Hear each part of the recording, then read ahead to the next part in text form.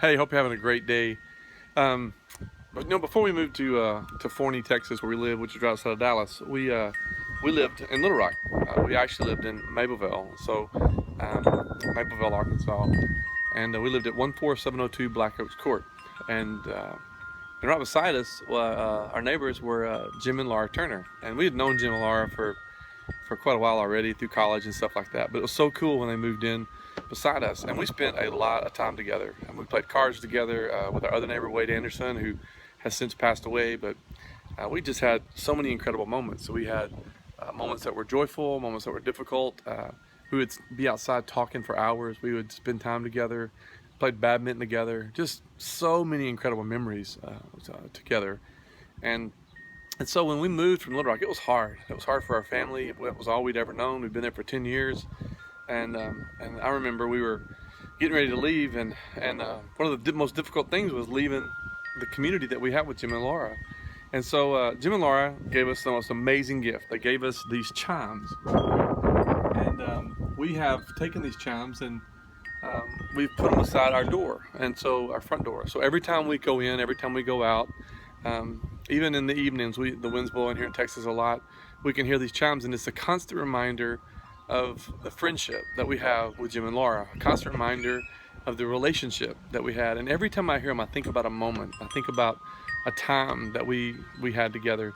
You know, there's a great verse in the Bible. It's Ecclesiastes chapter 4, and verses 9 through 12, and it talks about how the two are better than one, and talks about how that if you're by yourself and you fall, you have no one there to pick you up. But if you fall and you have relationships, that you always have someone there to pick you up.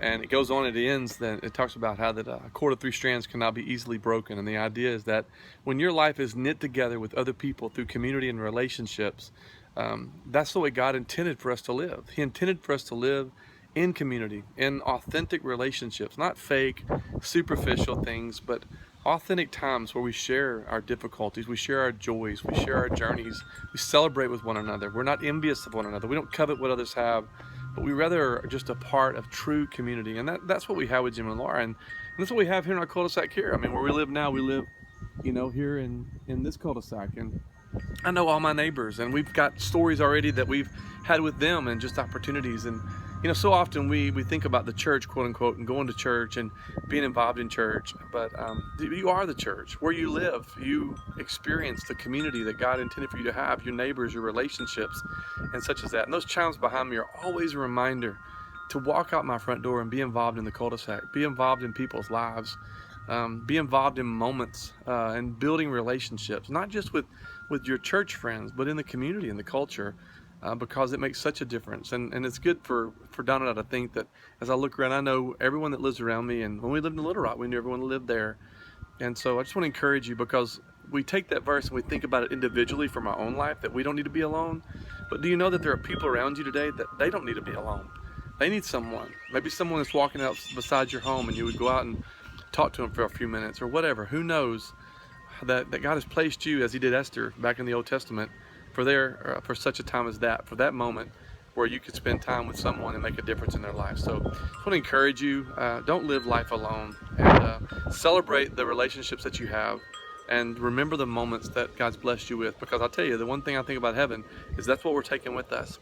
And heaven will be an eternity of understanding why things happened, what took place, and reminiscing on all the things that God did for us. And that's why that relationship with the Lord through Jesus Christ is so important. So anyway, I just want to challenge you today to be thankful for the things that you have, and be blessed. This video is a little longer than the other ones, but hope it encouraged you today. And pick up the phone, send a text message to somebody that's blessed your life. Let them know, hey, thank you for those moments. Thank you for those times. Because every time I hear those chimes, it reminds me of the times that we had together, and how blessed I am for the many relationships that God's given to Donna and I, and to our family and to our children. So have a great day, man. God loves you, and I hope you have some awesome moments of reflection today, and some awesome opportunities that you take advantage of. All right, talk to you soon.